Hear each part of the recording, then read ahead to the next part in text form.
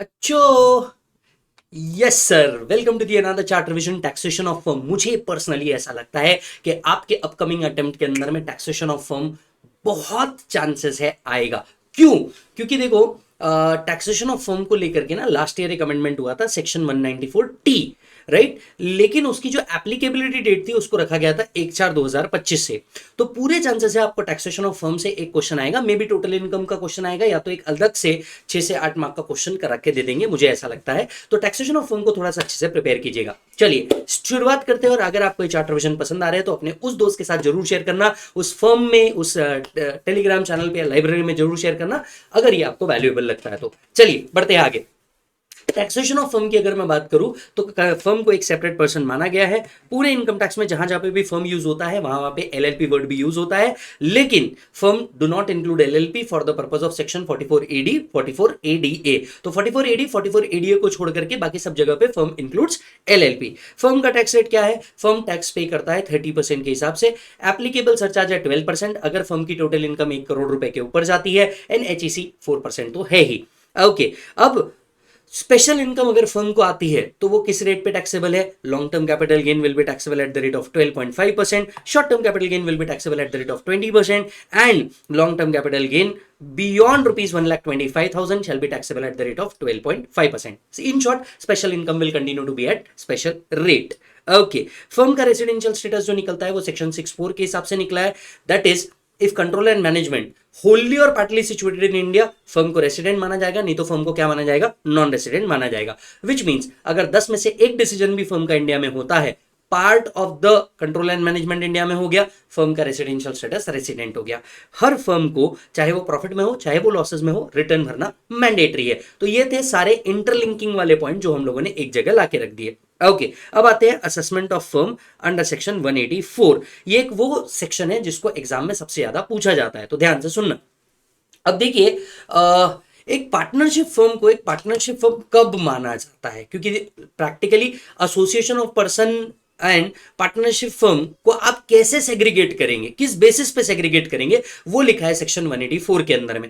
तो किसी भी एसोसिएशन को एक पार्टनरशिप फर्म तभी माना जाता है जब ये दो बेसिक कंडीशन को सेटिस्फाई कर रहा है। पहला, वहां पे पार्टनरशिप डीड होनी चाहिए और उसके अंदर में प्रॉफिट शेयरिंग रेशियो स्पेसिफाइड होना चाहिए। अगर ये दो कंडीशन सेटिस्फाई हो रही है तो फर्म के जैसा ट्रीट किया जाता है। अगर ये कंडीशन सेटिस्फाई नहीं हो रही, that means there is no partnership deed. Second, वहां प्रॉफिट शेयरिंग रेशियो स्पेसिफाइड नहीं है, तो ऐसे केस के अंदर में फर्म का जो असेसमेंट है वो बेस्ट जजमेंट असेसमेंट हो जाता है।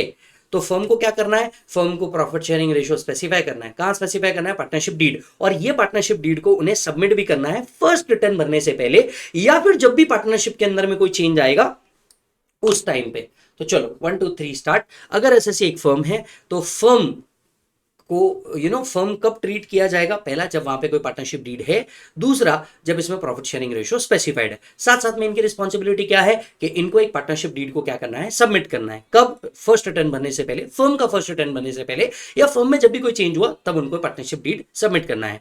मान के चलिए अगर आपने ऐसी पार्टनरशिप डीड सबमिट नहीं की, आप फर्म है पर पार्टनरशिप डीड सबमिट नहीं की, तो एओ के पास पावर है कि वो आपका बेस्ट जजमेंट असेसमेंट कर सकता है। अब आप ये पूछेंगे कि सर वो बेस्ट जजमेंट असेसमेंट करेगा मतलब क्या करेगा? अब क्योंकि आपने पार्टनरशिप डीड सबमिट नहीं की and you are couple of people working together, वो आपको बेसिकली एओपी बीओआई ट्रीट कर लेगा। अब आप पूछेंगे कि सर एओपी बीओआई ट्रीट कर लिया तो क्या होगा? करना है करने दो, अपने क्या जाता है ना। रे भाई ना, ऐसा ना होता है। अगर उसने बेसिकली आपको एओपी बीओआई ट्रीट कर लिया तो एओपी बीओआई जो अपने मेंबर्स को देता है वो डिसअलाउ होता है सेक्शन 40 बीए के अंदर में। मैंने taxation of AOP BOI chart भी ऑलरेडी अपडेट किया है, देख लेना। लेकिन फर्म जो अपने मेंबर्स को पे करती है उसका डिडक्शन मिलता है 40 बी के अंदर में।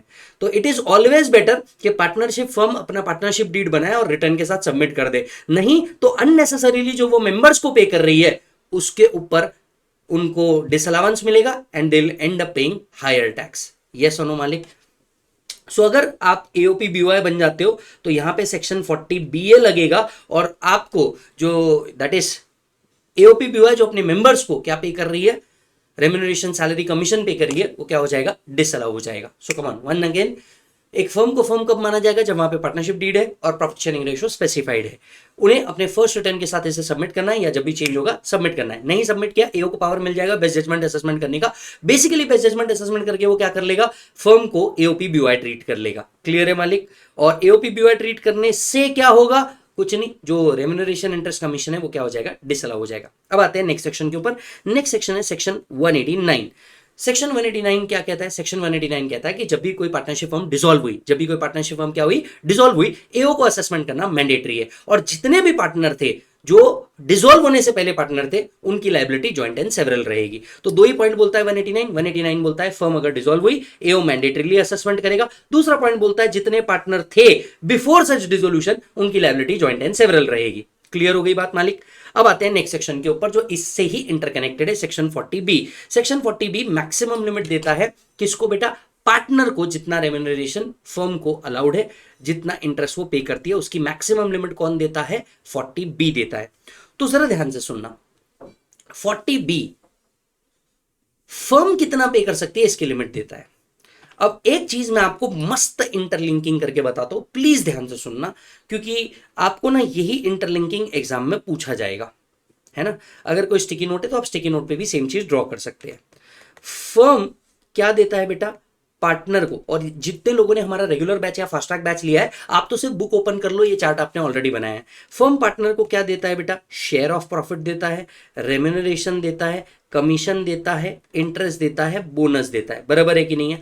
शेयर पार्टनर के हाथ में क्या है बेटा? एग्जम्प्ट है अंडर सेक्शन 10(2)(a। पार्टनर के हाथ में क्या है बेटा? एग्जम्प्ट है अंडर सेक्शन 10(2)(a।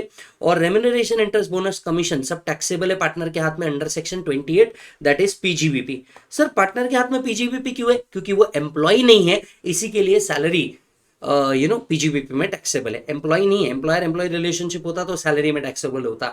इसीलिए पार्टनर की इनकम कहाँ टैक्सेबल होती है? सेक्शन 28 के अंदर में टैक्सेबल होती है। अब फर्म के लिए क्या है बेटा? ये एक्सपेंसेस है। फर्म को डिडक्शन कौन से सेक्शन में मिलेगा? 40B में मिलेगा। तो फर्म को डिडक्शन कौन से सेक्शन में मिलेगा? 40B में मिलेगा। पार्टनर को जो आ रहा है other than share of profit, वो कहाँ टैक्सेबल है? सेक्शन 28 में टैक्सेबल है। आया क्या मालिक? कितने बच्चे ऐसे हैं जिनको पहली बार समझ में आया? Full respect, right? ओके। अब मैं आपको एक और चीज बताता हूं जो 1/4/2025 से एप्लीकेबल हुई। फर्म जब भी पार्टनर को दे रहा है other than share of profit, इसके ऊपर उन्हें टीडीएस करने की जरूरत है अंडर सेक्शन 194T। तो ये है complete infrastructure, section 28, section 10(2)(a, section 194T and section 40B का। ये कंप्लीट इंफ्रास्ट्रक्चर है, ध्यान से देख लीजिए एक बार। क्लियर है? ओके। तो अब हम क्या पढ़ रहे हैं? फर्म को कितना एक्सपेंडिचर अलाउड है। सबसे पहले बात कर लेते हैं इंटरेस्ट की। फर्म जो पार्टनर को इंटरेस्ट दे रहा है वो कितना इंटरेस्ट दे सकता है। सबसे पहली बात, इंटरेस्ट का डिडक्शन तभी मिलेगा जब ये ऑथराइज बाय पार्टनरशिप डीड होगी। Second, it must pertain to a period after the partnership deed. Maximum interest कितना अलाउड है? Lower of actual interest paid 12% per annum और amount specified in the deed. तो 12% per annum is the maximum limit. So actual paid 12% per annum और amount specified in the deed whichever is lower का क्या मिलेगा बेटा? Deduction मिलेगा। एक बात याद रखें, अगर इंटरेस्ट आपने स्लीपिंग पार्टनर को भी पे किया है तो इसका डिडक्शन मिल जाएगा। क्लियर? अब आते हैं रेम्यूनरेशन, बोनस, कमीशन के ऊपर। ये ऑथराइज होनी चाहिए पार्टनरशिप डीड के ऊपर and it must be paid to working partner only. अगर आप स्लीपिंग पार्टनर को रेम्यूनरेशन, इंटरेस्ट या बोनस पे कर रहे हैं, it will be disallowed. Sleeping partner को इंटरेस्ट दे रहे हो, अलाउड। स्लीपिंग पार्टनर को रेम्यूनरेशन, इंटरेस्ट, कमीशन दे रहे हो, डिसअलाउड। राइट? कितना डिडक्शन मिलेगा? Sir lower of actual paid और मैक्सिमम लिमिट। कितना डिडक्शन मिलता है? लोअर ऑफ एक्चुअल पेड और मैक्सिमम लिमिट। तो 40B की मैक्सिमम लिमिट कितनी है? 40B की जो मैक्सिमम लिमिट है ये डिपेंड करती है किसके ऊपर बेटा? बुक प्रॉफिट के ऊपर। तो बुक प्रॉफिट के ऊपर डिपेंड करता है आप कितना remuneration, interest, commission, remuneration, bonus, commission पे कर पाएंगे। अच्छा, बुक प्रॉफिट अगर फर्स्ट 6 लाख तक के है या बुक प्रॉफिट लॉस भी है, बुक प्रॉफिट अगर अप टू फर्स्ट 6 लाख तक के है या लॉस भी है, तो 3 लाख और 90% of book profit whichever is higher. 3 lakh और 90% of book profit whichever is higher. और जितना भी बैलेंस बुक प्रॉफिट है उसका कितना परसेंट बेटा? 60%। Let me give an example. मान लीजिए आपका बुक प्रॉफिट कैलकुलेट हुआ कितना बेटा? 8 लाख रुपीज। तो यहां पे 6 लाख का 90% मतलब 5,40,000 और 3 lakh whichever is higher, मतलब ये आया 5,40,000। और बैलेंस कितना बचा 2 लाख। तो 2 लाख का कितना परसेंट लेंगे सर अपन, 2 लाख का अपन लेंगे 60%। ये आपका जो भी कैलकुलेशन आएगा, इतना रेम्यूनरेशन आप क्या कर सकते हैं, पे कर सकते हैं। इतना रेम्यूनरेशन आप क्या कर सकते हैं दोस्त, पे कर सकते हैं। क्लियर? ओके मालिक, चेक कर लीजिए।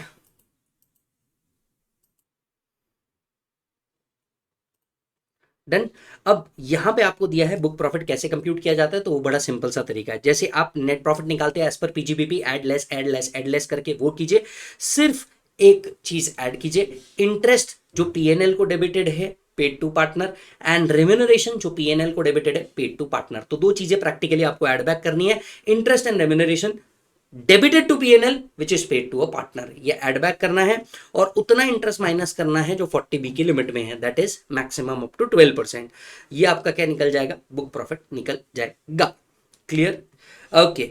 ब्रॉड फॉरवर्ड लॉसेस रिड्यूस नहीं करना है जब आप बुक प्रॉफिट कंप्यूट कर रहे हैं, क्योंकि आप पीजीबीपी कंप्यूट नहीं कर रहे हैं, आप बुक प्रॉफिट कंप्यूट कर रहे हैं, तो ये माइनस नहीं करना। और जितना भी एक्सेस आप पे कर रहे हैं 40B की लिमिट के ऊपर, ये क्या हो जाएगा, डिसअलाउ हो जाएगा। तो access payment in excess of the limit of 40B, ये क्या हो जाएगा दोस्त, डिसअलाउ हो जाएगा। अब इसको ध्यान से सुनना। मान के चलो फर्म ने पे किया 10 लाख रुपीस, किसको, पार्टनर को, ठीक है, लेकिन 40B की लिमिट के हिसाब से 8 लाख ही अलाउड है, तो आपको कितना डिडक्शन मिलेगा, 8 लाख मिलेगा। अब सवाल उठता है पार्टनर के हाथ में कितना टैक्सेबल होगा अंडर सेक्शन 28। पार्टनर के हाथ में कितना टैक्सेबल होगा अंडर सेक्शन 28, क्या वो 10 लाख रुपीस होगा ना, जितना फर्म को डिडक्शन मिला उतना ही पार्टनर के हाथ में टैक्सेबल होगा, जितना फर्म को डिडक्शन मिला उतना ही पार्टनर के हाथ में टैक्सेबल होगा। ये पॉइंट को याद रखिएगा। क्लियर है? लेकिन जो टीडीएस होगा ना सेक्शन 194 टी में, जो टीडीएस होगा ना सेक्शन 194 टी में, वो पूरे 10 लाख पे होगा। टीडीएस जो होगा सेक्शन 194 टी में वो पूरे 10 लाख पे होगा। ये एक पॉइंट अगर आपने ध्यान रख दिया ना, तो आपके अपकमिंग एग्जाम में मजा आ जाएगा। यस और नो, ये बात हम लोगों ने बहुत डिटेल के अंदर में, रेगुलर और फास्ट ट्रैक के अंदर में बहुत चिल्ला चिल्ला के बोली है। सेम ऐसा इंफ्रास्ट्रक्चर हम लोगों ने बनाया है, आपकी बुक देख लेना, आपको मजा आ जाएगा। क्लियर है? अच्छा, पार्टनर के हाथ में क्या होगा, शेयर ऑफ प्रॉफिट एग्जम्प्ट है, बाकी सब टैक्सेबल है, उतनी जितना कहां लिखा है, 40B की लिमिट में लिखा हुआ है। राइट? ओके। पार्टनर को अगर इंडिपेंडेंटली कोई और इनकम आ रही है, तो ये इनकम पार्टनर के हाथ में टैक्सेबल है इंडिविजुअल कैपेसिटी में। ये इनकम पार्टनर के हाथ में टैक्सेबल है कहां बेटा, इंडिविजुअल कैपेसिटी में। नेक्स्ट सेक्शन आता है section 78, carry forward of losses. अब देखो, अगर फर्म को कोई लॉसेस है या फर्म को कोई अनएब्सॉर्ब डेप्रिसिएशन है, ये फर्म के ही हाथ में कैरी फॉरवर्ड होता है, ये पार्टनर को डिस्ट्रीब्यूट नहीं होता। तो फर्म के लॉसेस, फर्म के अनएब्सॉर्ब डेप्रिसिएशन पार्टनर के हाथ में ही, सॉरी, फर्म के हाथ में ही कैरी फॉरवर्ड किए जाते हैं, पार्टनर के हाथ में आता नहीं। अगर कोई पार्टनर रिटायर हो जाता है या किसी पार्टनर की क्या हो जाती है, डेथ हो जाती है, अगर कोई पार्टनर रिटायर हो जाता है या किसी पार्टनर की क्या हो जाती है बेटा, डेथ हो जाती है, तो फर्म उतना लॉस या उतना अनएब्सॉर्ब डेप्रिसिएशन कैरी फॉरवर्ड नहीं, सॉरी, उतना लॉस फर्म कैरी फॉरवर्ड नहीं करेगी। पूछो क्यों? ऑब्वियसली बात है ना, अगर किसी पार्टनर का डेथ हो गया या कोई पार्टनर रिटायर हो गया, तो हम उसके कैपिटल अकाउंट में उसे एडजस्ट करेंगे, तो उतना लॉस हम क्या नहीं करेंगे, कैरी फॉरवर्ड नहीं करेंगे। But 78 does not apply to unabsorbed depreciation. So firm can carry forward the unabsorbed depreciation even if the partner dies or retire. ये याद रखिएगा, ये बढ़िया चीज है। तो फर्म का लॉसेस एंड अनएब्सॉर्ब्ड डिप्रिसिएशन कौन कैरी फॉरवर्ड करता है, फर्म कैरी फॉरवर्ड करती है, पार्टनर को नहीं दिया जाता। कोई पार्टनर रिटायर हो रहा है या डेथ हो रही है, बिजनेस लॉस उसके प्रोपोर्शन का कैरी फॉरवर्ड नहीं हो पाएगा, पर अनएब्सॉर्ब्ड डिप्रिसिएशन जो है ये पूरा कैरी फॉरवर्ड हो सकता है, चाहे फर्म डाई हो जाए या सॉरी, चाहे पार्टनर की डेथ हो जाए या पार्टनर रिटायर हो जाए। ये सुनो। अच्छा, अगर लीगल हेयर क्या बन जाता है, पार्टनर बन जाता है, after the death of any partner the firm can carry forward and set of the losses also. अगर उस पार्टनर का लीगल हेयर पार्टनर बन जाता है, तो फिर जो लॉसेस है उसका कैपिटल अकाउंट सेटल ही नहीं होता बेसिकली। यस और नो, तो फर्म क्या कर सकती है, वो लॉसेस को कैरी फॉरवर्ड कर सकती है। Come on, last two section, section 187। Section 187 क्या कहता है, फर्म का अगर कॉन्स्टिट्यूशन चेंज होता है, राइट, और अगर एओ को ये पता चलता है, लेट्स से एओ असेसमेंट कर रहा है, एओ को असेसमेंट करते वक्त ये पता चलता है कि फर्म का जो कॉन्स्टिट्यूशन है वो क्या हो चुका है, चेंज। कॉन्स्टिट्यूशन चेंज करना मतलब क्या, कोई नया पार्टनर आया है, पार्टनर की डेथ हो गई है, पार्टनर रिटायर हो गया है, या इनका प्रॉफिट शेयरिंग रेशियो चेंज हुआ है, मतलब there is a change in constitution of firm. So अगर फर्म का क्या हुआ है, कॉन्स्टिट्यूशन चेंज हुआ है, तो assessment shall be made on the firm mandatorily as if the firm is constituted. ये अज्यूम किया जाएगा कि ऐसा कोई चेंज नहीं हुआ है, एंड देन वो क्या निकालेंगे, उनकी लाइबिलिटी कैलकुलेट करेंगे। लास्ट आता है 188 एंड 188 ए। 188 क्या कहता है, अगर एक फर्म ने दूसरी फर्म को क्या कर लिया, सक्सीड कर दिया, राइट, तो प्रीडेसेसर एंड सक्सेसर दोनों के ऊपर क्या किए जाएंगे, असेसमेंट किए जाएंगे। तो बेसिकली 188 क्या है, पावर है किसका, एओ का, कि अगर फर्म का सक्सेशन हुआ है, ओल्ड फर्म न्यू फर्म दोनों का असेसमेंट करने का पावर है। 188 ए 167 सी सेम प्रोविजन किसके लिए एप्लीकेबल है, एलएलपी के लिए भी एप्लीकेबल है। हर पार्टनर जो फर्म में पार्टनर रहा है उसकी लाइबिलिटी जॉइंट एंड सेवरल है। तो ये सेक्शन सिर्फ एक ही बात करता है, joint and several liability to pay tax, interest और any other sum under the act in the firm and the LLP. खत्म बात।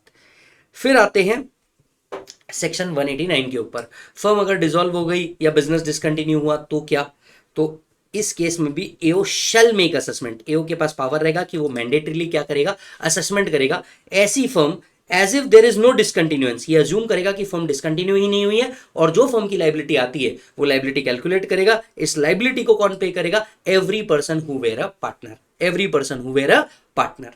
तो आपको कुल मिला के याद क्या रखना है, सबसे पहले 40B की लिमिट याद रखनी है, ये 28 के तहत पार्टनर के हाथ में टैक्सेबल होता है, एंड अब इसके ऊपर क्या होगा बेटा, टीडीएस होगा अंडर सेक्शन 194T। ये पॉइंट अगर आपने याद कर लिया तो आपका अटेम्प्ट सदाबहार हो जाएगा। क्लियर है मालिक? Yes, thank you so much. मिलता हूं मैं आपसे अगले चार्ट रिवीजन के अंदर में। आप अपना पूरा ध्यान रखें। Bye bye and take care.